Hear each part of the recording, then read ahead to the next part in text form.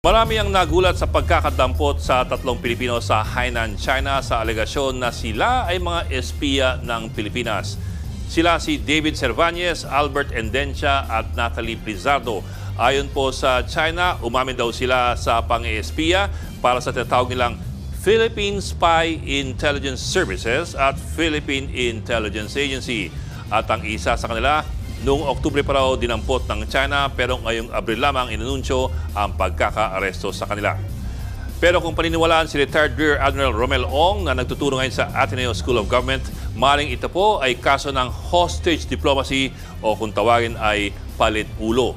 Si Admiral Ong nga pala gumagawa po ng research tungkol sa tinatawag niyang Chinese political warfare. May ganito na raw kasing kaso noong pang 2018 sa pagitan po ng China at ng Canada. Inaresto ng Canada noong December 2018 si Meng Wanzhou, yung Chief Financial Officer at yung anak ng founder ng Huawei sa bisa po ng warrant of arrest na nilabas ng US. Ang alegasyon, nagbebenta raw si Wanzhou ng telecommunications equipment sa Iran kahit merong US sanctions sa bansang iyon.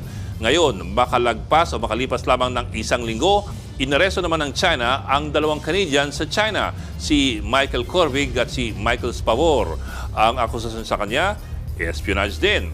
Katunayan, si Kovrig ay hinatulan na ng 11 taong pagkakabilanggo ng isang Chinese court para po sa kasong espionage. Setyembre 2021, mukhang nagkasundo ang dalawang bansa. Pinakawalan po ng Canada si Wanzhou at sa parehong araw, pinakawalan naman ng China si Kovrig at si Spavor. Ano ang koneksyon yan sa Pilipinas? Matatandaan na noong Pebrero, 5 Chinese nationals ang hinuli ng Pilipinas sa Palawan dahil daw sa pag-espiya sa Philippine Navy at Coast Guard deployments sa probinsyang yon. Tandaan po ng deployments ng Navy at ng Coast Guard papunta sa West Philippine Sea ay nanggagaling po sa Palawan. At isa itong napakasensitibong paksa para sa dalawang bansa.